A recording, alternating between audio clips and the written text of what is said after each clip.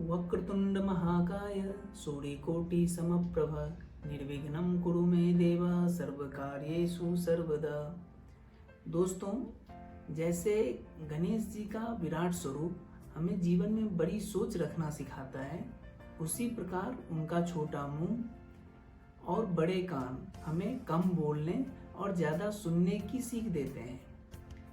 उनकी छोटी आंखें हमें लक्ष्य के प्रति फोकस्ड रहना सिखाता है और उनके मजबूत सूंड हमें जीवन में पावरफुल रहने के साथ साथ फ्लेक्सिबल रहना भी सिखाते हैं।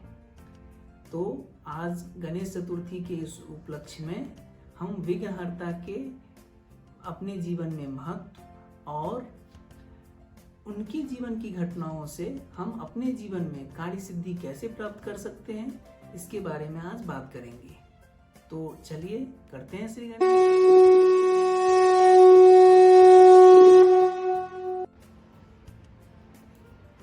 नमस्कार दोस्तों, मैं विभाकर चौधरी टीचिंग टेल्स में आप सबका स्वागत करता हूँ। दोस्तों, जैसा कि देखने से ही प्रतीत होता है कि गणेश जी कितने सौम्य और सरल स्वभाव के हैं, ठीक इसके विपरीत कार्तिकेय जी बहुत ही उग्र प्रकृति के हैं। दोनों भाइयों में श्रेष्ठता को लेकर हमेशा वाद विवाद होता रहता था। इसका समाधान निकालने के लिए माँ पार्वती ने एक उपाय ढूंढा। उन्होंने दोनों भाइयों से कहा कि जो भी तीनों लोकों की परिक्रमा करके यहाँ पहले उपस्थित होगा वही श्रेष्ठ होगा। फिर क्या था, आप सबको तो पता ही है कि कार्तिकेय जी का वाहन मोर है, वो उस पर सवार होकर परिक्रमा करने निकल गए। अब गणेश जी इस चिंता में पड़ गए कि इतने बड़े काया के साथ मैं इस मूषक जी की सवारी करके कैसे कार्तिकेय जी से पहले यहाँ पहुँच सकता हूँ। उन्होंने चिंतन किया और अपनी विलक्षण प्रतिभा का प्रमाण देते हुए, अपनी बुद्धिमत्ता का प्रमाण देते हुए अपने माता पिता की परिक्रमा कर ली। कारण पूछने पर उन्होंने माँ पार्वती को ये उत्तर दिया जो कि बहुत ही सुंदर है कि एक बालक के लिए उसके माता पिता से श्रेष्ठ कुछ भी नहीं है। उसके माता पिता ही उसके लिए पूरी दुनिया है, पूरे संसार है। तो मेरे लिए तो आपका चरण ही तीनों लोक है, इसलिए मैंने आपकी परिक्रमा कर ली। ये सुनकर माता पार्वती बहुत ही खुश हुई और उन्होंने उनको श्रेष्ठ घोषित कर दिया। उसी दिन से उन्हें बुद्धि का देवता कहा जाता है। तो इस घटना से गणेश जी ने ये साबित कर दिया कि बुद्धि बल से श्रेष्ठ है। और हमें ये भी सीखने को मिलती है कि परिस्थिति चाहे कितनी भी कठिन क्यों न हो, परंतु उस पर विचार करके अगर हम बुद्धि के साथ निर्णय लेते हैं तो हम उस पर विजय प्राप्त कर सकते हैं। तो चलिए दोस्तों, अब हम चलते हैं गणेश जी के जीवन से जुड़े हुए एक दूसरे प्रसंग की ओर।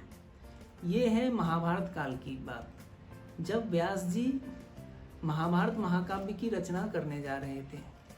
जैसा कि हमने देखा कि गणेश जी को बुद्धि का देवता घोषित किया गया था, तो व्यास जी ने गणेश जी से संपर्क किया महाभारत लिखने के लिए।